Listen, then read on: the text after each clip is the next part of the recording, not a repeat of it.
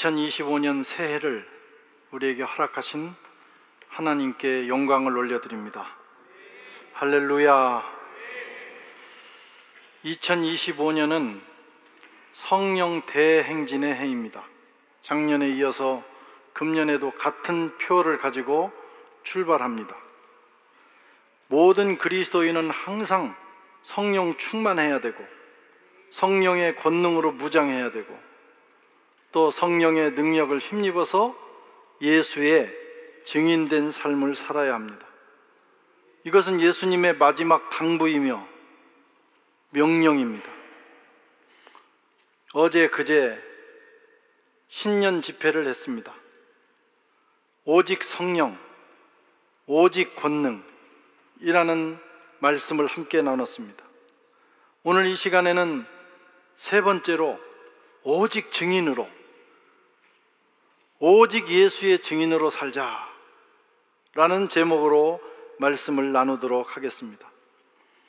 예수님께서 성령을 우리에게 보내주신 이유가 무엇입니까? 우리가 구원받자마자 우리를 하나님 나라로 데려가지 않고 이 땅에 남겨두신 이유가 무엇입니까? 그것은 우리가 예수의 증인이 되어 살게 하기 위해서입니다. 내 증인이 되리라. 예수님의 마지막 유언 같은 말씀입니다. 증인이 되는 삶, 그것이 우리 그리스도인들의 삶의 이유이고 가치입니다. 저와 여러분들이 2025년은 예수의 증인이 되어 살아갈 수 있게 되기를 축원합니다. 증인이란 무엇인가? 헬라어에서는 마르투스라고 합니다. 증언하다, 증거를 말하다. 법정에서 증인이 어떤 사건을 증언하는 것, 그 증언하는 사람을 가리켜서 증인이라고 합니다. 신앙적으로는 복음과 진리, 우리가 만난 예수 그리스도를 사람들에게 증언하는 존재, 그게 바로 증인입니다. 초대교회는 예수의 증인이 되었다가 많은 사람들이 목숨을 잃었습니다. 순교했습니다. 순교자, 그걸 다른 말로 말하면 마르투스입니다. 초대교회는 순교자와 증인을 같은 뜻으로 사용하게 되었습니다. 우리가 예수님을 위해서 산다는 것은 때로는 예수님을 소개하다가 어려움도 당하고 때로는 순교도 당할 각오로 산다는 의미입니다. 그것을 우리 주님께서 우리에게 요구하셨어요. 예수 믿고 복받고 마음 편하게만 살다 와라, 그렇게 말씀하지 않고 내가 널 위해 모든 것을 주었으니 너희도 이 사실을, 이 영생의 복음을, 이 생명의 복음을 모르는 자들에게 증언해서 그들을 구원하라.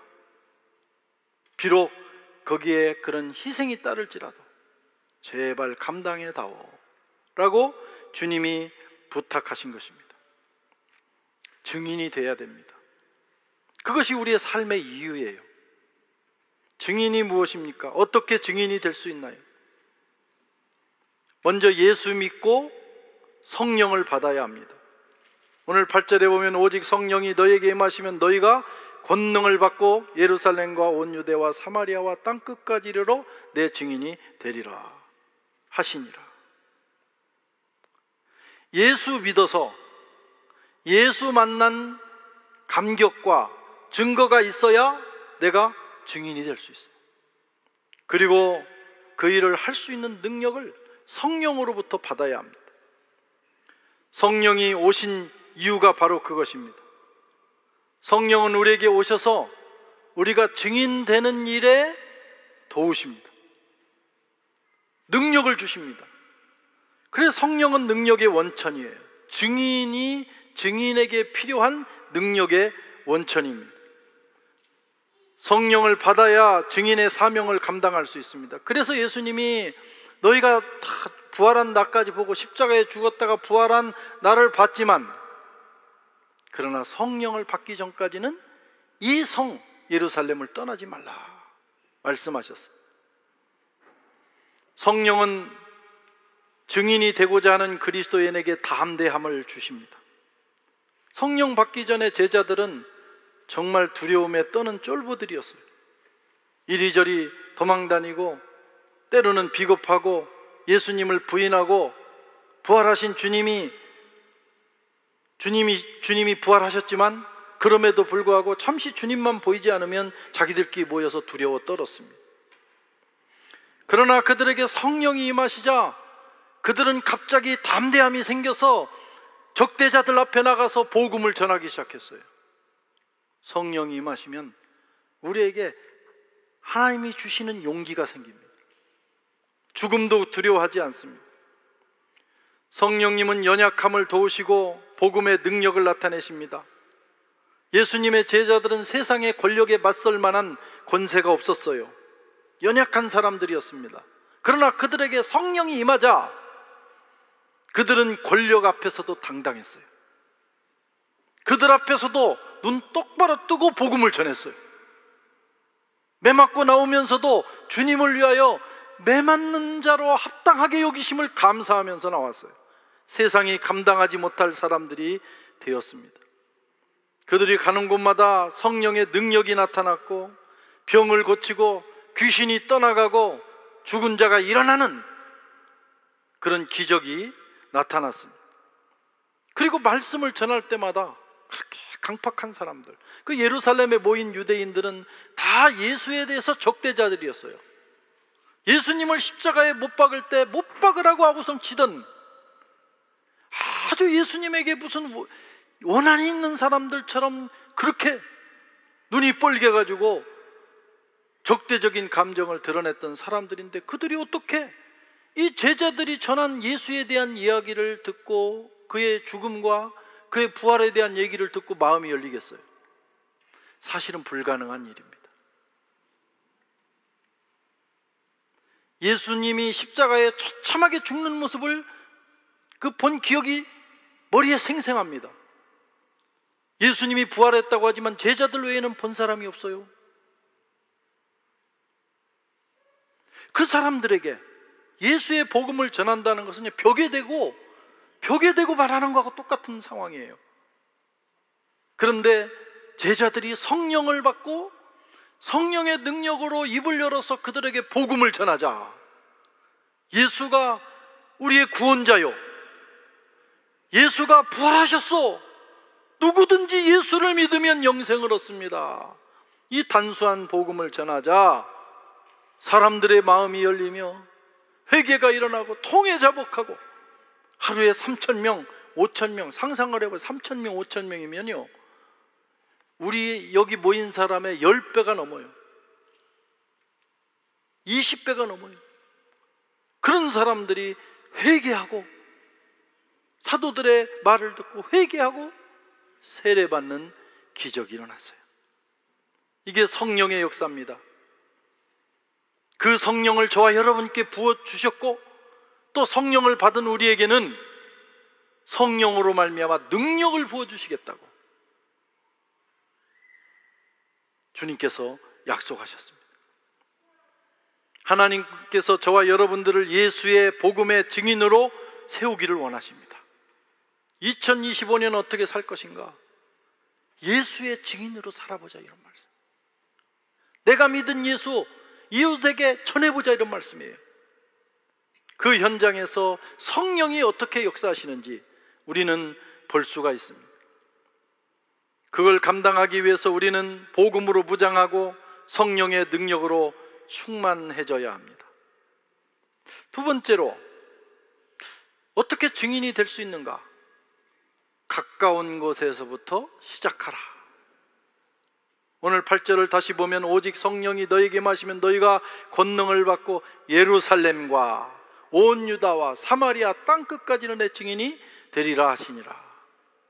예루살렘, 온 유다, 사마리아 땅끝, 가까운 곳에서부터 점점 지경이 넓혀지고 있습니다.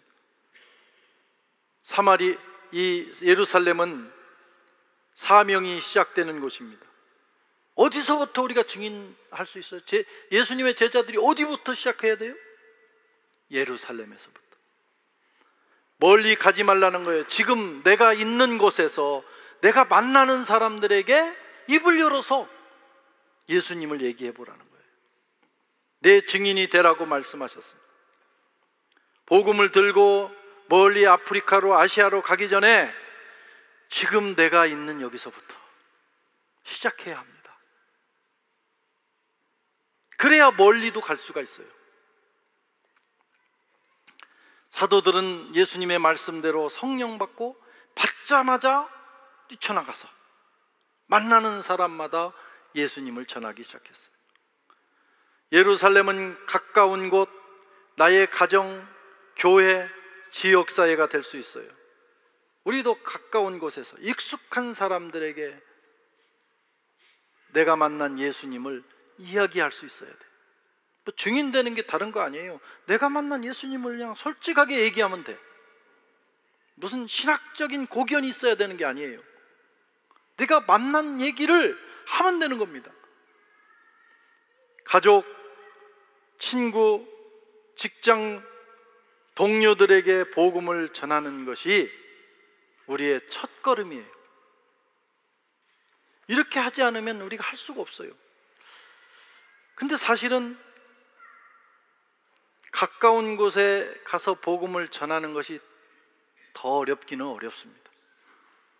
제일 복음 전하기 어려운 게 내 가족이에요. 우리가 아프리카 가서는 길거리에 나가서 담대하게 얼마나 잘하는지 몰라요. 다 가서 사형리를 하고 또 다 예수님을 얘기하고, 그런데 집에서 내 가족들에게는 잘 못해요. 그렇지 않습니까? 왜 그럴까요? 왜 용기를 내지 못할까? 물론 쑥스러워서. 맨날 보는 사람한테 갑자기 예수님 얘기한다는 게 참 쑥스럽죠. 뿐만 아니라 내 가족이 나를 너무 잘 알아. 잘 알아요. 내가 무슨 생각하는지도 알고, 내 가까이 있는 사람들은 내가 어떻게 살았는지도 알고, 내 과거를 잘 알아요. 그런 사람들에게 예수님을 갑자기 얘기한다는 게, 아유, 내가 괜히 얘기했다가 속으로 저 사람들이 너나 잘해라 그런 말 하지 않을까, 막 그런 두려움이 있는 거예요. 그래서 얘기하지 못합니다. 또 내가 복음을 전했다가 그 사람이 나를 멀리하거나 귀찮다고 나를 피하면 어떨까? 사람 하나 잃어버리는 거야, 어떤가? 그것도, 그런 두려움도 있어요. 내가 괜히 얘기했다가 그냥 그 전에 관계가 좋았는데 갑자기 교회 얘기, 예수님 얘기하면 갑자기 틀어지는 사람이 있다니까. 아이, 하지마 그러다가 에이 그러고 관계 끊는 사람도 있어요. 그게 두려워서 얘기를 못하는 거예요. 그러나 그들에게도 얘기를 해야 돼. 왜? 내가 만난 예수님이 생명의 주님이니까. 그 사람도 죽고 나도 죽는데 그 마지막을 준비해야 되지 않겠어요? 최소한 지옥은 가지 말아야 되잖아요. 구원받고 영생 얻는 길을 내가 아는데 어떻게 그게 두려워서 얘기를 못합니까? 사실은 쑥스러워도 가족에게 먼저 얘기해야 돼요. 내가 가장 사랑하는 사람들이니까. 그리고 가까운 사람들에게 얘기를 해야 돼요.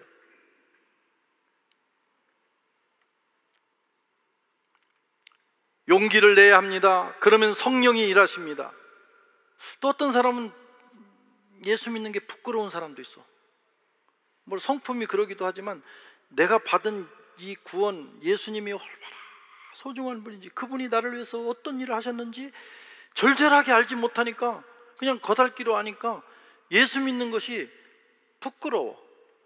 그래서 누가 알까봐, 막 내가 예수 믿는다고 하면 쪽팔릴까봐 얘기를 못하는 거예요. 그건 진정한 그리스도인이 아닙니다. 커밍아웃 해야 돼요. 나 예수쟁이라고. 그게 우리 정체성이 돼야 돼요. 부끄럽습니까? 바울은 내가 복음을 부끄러워하지 않는다고 그랬어요. 복음은 우리가 부끄러워할 대상이 아니에요. 자랑스럽게 생각해야 되는 거예요. 내가 다이아몬드를 이만큼 한 덩어리 가지고 있다, 부끄럽습니까? 막 들고 다닐 거 아니에요. 이런 거 있다고. 복음은 그거하고 비교할 수도 없는 거예요. 금년은 한번 우리가 그렇게 살아보자는 겁니다. 우리는 늘 종말론적으로 살아야 돼요. 언제 우리 인생이 끝날지 몰라요. 그 순간에 가장 가치 있게 내게 남는 것은 예수의 증인된 사실만 남아요. 용기를 내어 복음을 전하는 저와 여러분 되시기를 축원합니다.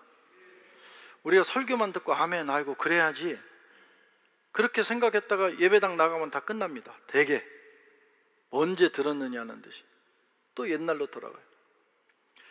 우리가 연말과 연초가 되면 세 가지를 작정해요. 연말에는 기도 제목을 작정했어요. 기도 제목. 그래서 송구 영신 예배 때 기도 제목을 적어내고 1년 동안 함께 기도합니다. 근데 이 작정 기도에 놀라운 역사들이 많이 일어나요. 지난 성탄절 때 어떤 자매가 세례를 받았는데 누구라고 밝히지는 않겠습니다만, 그 어머니가 세례 전에 저한테 찾아왔어요. 나는 잘 그분을 몰라요. 그런데 오늘 세례 받는 아이가 아주 오래전에 지인의 소개로 송구영신 예배 나와서 그때 기도 제목을 내고 기도하고 난 아이라는 거예요. 얼마나 놀라운 일입니까? 우리가 그래서 연말에 1년 중요한 기도 제목 3가지를 올려놓고 하나님 앞에 우리가 기도하면서 출발을 합니다. 근데 그 기도 제목 하나님 응답하십니다. 연말 되면 놀라운 결과들이 있어요. 간증거리가 많습니다. 그런데 기도는 대개 그 기도 제목은 나를 위한 거예요. 이거 해주세요, 저거 해주세요. 그것만 하면 우리가 염치가 없잖아요. 그래서 연초에는 2가지를 작정합니다. 하나는 선교 헌금입니다. 선교 헌금. 들어오실 때 받으셨죠? 제가 다른 것들은 강제로 하지 않지만 우리가 최근에는 하지 못했어요. 근데 초창기부터 선교 헌금은 제가 거의 강요하다시피 말씀을 드려요. 그래도 이게 스스로 안 하면 어쩔 수 없어요. 내가 가든지, 내가 선교사로 가든지, 가서 복음을 전하든지, 아니면 누군가가 그 일을 할 수 있도록 최소한 선교 헌금에는 동참하자 이거예요. 그게 증인되는 구체적인 실천 사항입니다. 또 한 가지는 세상에 제일 편한 게 돈으로 하는 거예요. 선교. 그냥 돈 내고 마는 거예요. 그러나 그걸로만 끝나면 안 됩니다. 선교 헌금은 우리가 현장에 갈 수 없으니까 갈 수 있는 사람들을 밀어주고 선교사들을 밀어주고 선교지를 돕는 거예요. 그래서 복음이 땅 끝까지 전해지도록. 또 하나 하는 것은 태신자. 아직 예수 안 믿는 사람을 마음에 품고, 세 사람을 적어내고 품고 1년 동안 기도하고, 또 그러다 보면 내가 이렇게 적어놓고 기도는 하는데 이 안전하면 어떡하나, 그런 빚진 마음이 생기는 거예요. 자꾸 그게 부담이 돼가지고 뭐 어떻게 전화라도 연결되면 말이라도 한마디, 복음을 교회 가자고, 예수 믿자, 내가 예수 믿는 게 너무 좋다고, 이렇게 하면서 한마디 두마디 꺼낼 수가 있는 거예요. 그래서 태신자를 결정합니다. 아직 믿지는 않지만 앞으로 믿게 될 대상을 내가 정해놓고 1년 동안 기도하자는 거예요. 그래서 여러분 들어오실 때 그 봉투에, 하얀 봉투에 하나 하고, 그 다음에 선교 헌금하고, 그 다음에 태신자는 2장을 적었어요. 그래서 하나는 여러분들이 가지고 기도하고 성경책에 꼽아놓고, 그리고 하나는 교회에 제출을 해서 우리가 함께 또 기도합니다. 근데 그 태신자는 가능하면 한국에 있는 분들만 다 적지 말아요. 그분들도 하나나 둘 정도 적지만 파리에 있는 동안 내가 지금 당장 함께 복음을 나누고 교회로 초청할, 주님의 몸인 교회로 초청할 수 있는 대상, 그래서 연말이 되면 내가 복음을 전했는지 어떤 결과가 왔는지를 볼 수 있는 그런 대상을 적어야 합니다. 증인되는 것은 그런 거예요. 그래서 구체적으로 계획을 하고 올려놓고 기도하면서 그 일을 실천해야 합니다. 기도는 나를 위한 것이라면 이 선교 헌금과 태신자 작정은 하나님 나라와 그리고 이웃을 위한 것입니다. 그래서 지금 오늘은 설교 시간에 특별히 3분 시간을 드릴 거예요. 미리 받으셔서 쓰신 분들도 계시겠지만 3분 동안 옆 사람하고 상의하지 말고 조용히 눈을 감고 결정을 하세요. 내가 매월 선교 헌금에 어떻게 참여할 건지. 그건 100% 선교지로 갑니다. 우리가 선교지로 또 들고 가게 되고, 그 다음에 탁 떠오르는 사람이 있어. 눈 감고 나는 이 사람에게는 복음을 전해야 되는데 하는 사람이 있으면 거기다 이름을 적으시고 3명을, 그 다음에 그 2개는 안에다 놓고 1장은 자기가 가지고 흰 봉투에 넣어서 헌금 시간에 자기 이름을 또 써야 됩니다. 거기다가 누구라고 써서 제출을 해 주시기 바랍니다.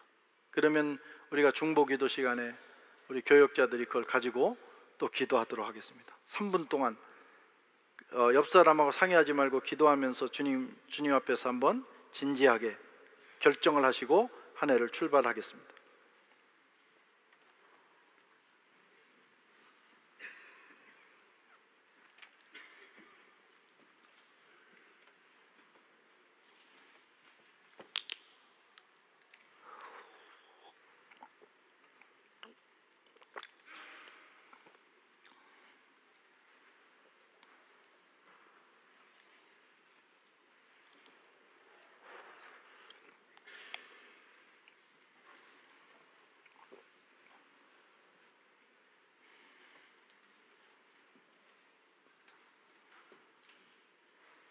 권 목사님,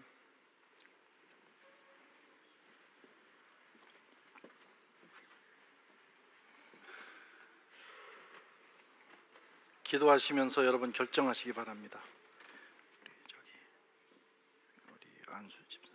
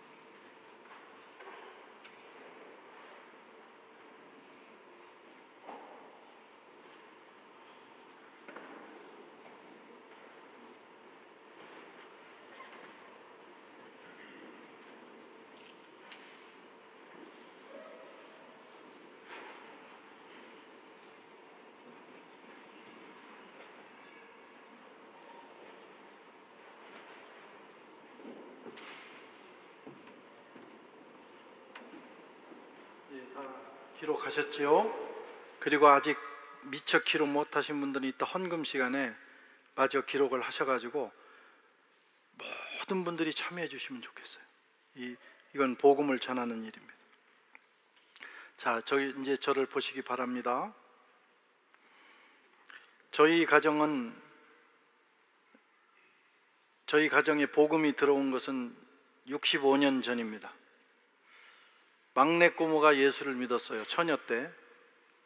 그때 예수 믿으면 큰일 나는 때였어요, 우리 집안에서는.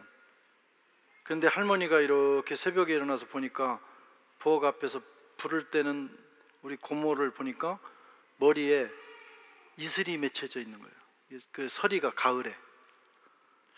그래서 할머니가 나중에 고백이에요. 아, 얘가 새벽에 어디를 갔다 왔구나. 나중에 보니까 교회를 다닌 거예요. 예수 믿자마자 새벽 기도를 먼 교회지만 가서 드리고 왔어요. 그러다가 저희 아버님이 예수를 믿었습니다. 우리 아버지가 잘하신 것 중에 하나는 예수 믿자마자 부지런히 복음을 전했다는 거예요. 그래서 우리 집에 종갓집이니까 가족들이 모이면 모일 때마다 예수님 얘기를 했어요. 모일 때마다. 그리고 안 믿는 친척들은 얼마나 지긋지긋하겠어요. 당숙이, 우리 아버지가 또 막 카리스마가 있고 나이는 젊지만 우리 육촌 형님들은 우리 아버지보다 나이가 훨씬 많은 분들이에요. 그러니까 내가 형하고 따라다녔지만 할아버지 같은 분들입니다. 근데 그 자손들이 우리 집에 올 때마다 안 올 수는 없고, 오면 교회 가야 된다고 하고 예수 믿어야 된다고 하고 막 그런 얘기를 끝없이 몇 년이고 계속 하니까 얼마나 불편한 감정을 드러냈는지 몰라요. 앞에서는 못하지만 뒤에서 하는 걸 내가 다 들으면서 때로는 나도 우리 아버지가 부끄러울 때가 있었어요. 왜 저렇게까지 하냐, 창피하게, 저런 사람들을 저렇게 불편하게 만드냐고. 그냥 와서 즐겁게 명절날 와서 놀고 얘기하다가 술 한잔 마시고 기분 좋게 하고 가면 좋은데, 거기다가 그냥 분위기 확 깨는 거예요. 예수 믿어야 된다고. 그런데 65년이 지난 지금 우리 가족과 일가 친척은 육촌 우리 외가까지 할 것 없이, 우리 고모 때까지 할 것 없이 거의 대부분이 예수 믿고 장로님이 되고 목회자가 되고 안수 집사님이 되고 권사님이 되고 그 신분으로 돌아가시고.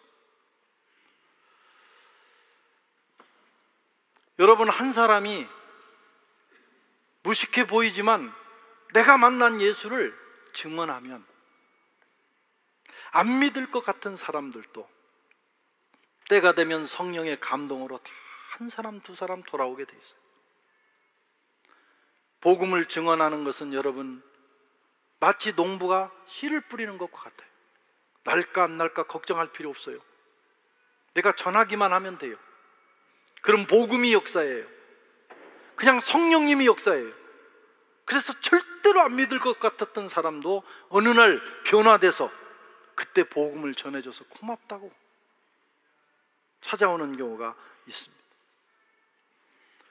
복음을 전하면 하나님이 이후의 일을 책임지십니다. 오늘 작정한 사람들에게 1년에 몇 번이라도 안부 전화하면서 만나서 차라도 한잔하면서 내가 만난 예수님을 얘기해 보세요. 그때 성령이 역사하십니다. 전하지 않으면 아무 일도 일어나지 않습니다. 그러나 전하면 구원의 역사가 일어나요. 믿으시기 바랍니다. 이걸 안 믿고 뭘 믿겠어요? 전하면, 내가 만난 예수님을 이야기하면 예수님께서 성령을 통해서 책임지신다. 내가 한 말을. 거기에 구원의 역사가 일어나는 것입니다. 우리는 그 말씀에 순종하고 전하는 일만 하면 됩니다. 저와 여러분이 예수님을 구원자로 믿으십니까? 그렇다면 전해야 될 거 아니겠어요? 구원자를 만났는데 왜 얘기를 안 하냐고. 가장 가까운 사람부터 대상으로 정하고 기도하고 말하고 초청하고 섬기고 때로는 희생하고 섬겨보세요. 머지않아 그들이 주님의 자녀로 돌아오게 될 것입니다. 또 복음은 땅끝까지 전해져야 되는 거예요. 증인은 땅끝까지 증인이 돼야 됩니다. 온 유대와 사마리아와 땅끝까지 이르러 내 증인이 되리라 하시니라. 사명의 확장입니다. 예수님의 명령은 단순히 지역적인 경계를 넘어 세상 끝까지 복음이 전해지도록 하시는 것입니다. 온 유대와 사마리아, 지역과 문화적 차이를 극복하라는 거예요. 파리에 사니까 난 파리 사람한테만 그러지 말고 저 크레떼 사람한테도 하고 저 다른 지역 사람에게도 하고 다른 나라에게도 가고. 땅끝은 열방을 향한 하나님의 구원 계획. 물리적 장소만 아닙니다. 땅끝은 물론 첫째는 물리적 장소죠. 저 끝까지 온 지구에 다니면서 복음을 전해야 돼. 그러나 땅끝은 또 하나의 의미가 있는데, 복음이 닿지 않는 모든 영역이 땅끝이에요. 경제, 문화, 정치 모든 영역에 복음이 들어가야 돼. 그래야 세상이 변화됩니다. 열방은 우리의 사역의 대상입니다. 가능하면 직접 가야 됩니다. 제자들은 다 그렇게 돌아다녔어요. 우리가 직접 갈 수 없는 곳이라면 선교사를 보내야 되고, 또 선교사들이 이미 가서 사역하는 그 현장을 우리가 도와야 됩니다. 선교를 위한 물질과 기도로 우리가 후원을 해야 돼요. 내가 못하면 내가 헌금이라도 해서 그 사람들을 후원하고, 우리가 단기 선교사가 사역할 수 있도록 후원하고, 그래서 우리가 선교에 동참하는 거예요. 주님의 마지막 유언의 말씀을 우리가 순종하게 되는 겁니다. 우리 교회는 금년에 꼬트디바르에 또 갑니다. 청소년들을 대상으로 빌라주에 가서 죽어가는 영혼들에게 복음을 전합니다. 많이 참여하시고, 또 우리 모두 재정적으로 또 기도로 참여해야 합니다. 그리고 불어권 아프리카에서 계속 요청이 와요. 우리한테도 선교, 왜 꼬트디바르만 가냐고. 우리도 다 준비되어 있으니까 오라고 하는 곳들이 많아요. 우리가 인력, 이 인적 자원과 그리고 재정만 있다면 우리가 몇 팀이라도 보냈으면 좋겠어요. 힘을 모아야 합니다. 가면 휘어져 추수할 때가 지난 영혼들이 넘친다는 것을 보게 돼요. 나가기만 하면 막 그냥 주워드리는 거예요, 영혼을. 사랑하는 성도 여러분, 지금은 주님 오실 때가 가까워졌습니다. 누가 가장 복된 인생입니까? 누가 가장 복된 인생이냐? 중산층으로 사는 거, 세상에서 명예를 얻는 거 다 중요해요. 성공하는 거. 그러나 주님 오실 날이 가까울수록 우리 그리스도인에게 가장 가치 있는 삶은 증인되어 사는 삶이에요. 복음 전하다가 땅 끝에서 우리가 주님을 만날 수 있다면 그 사람만큼 행복한 사람이 어디 있겠어요? 그런 저와 여러분 되시기를 주의 이름으로 축원합니다. 하나님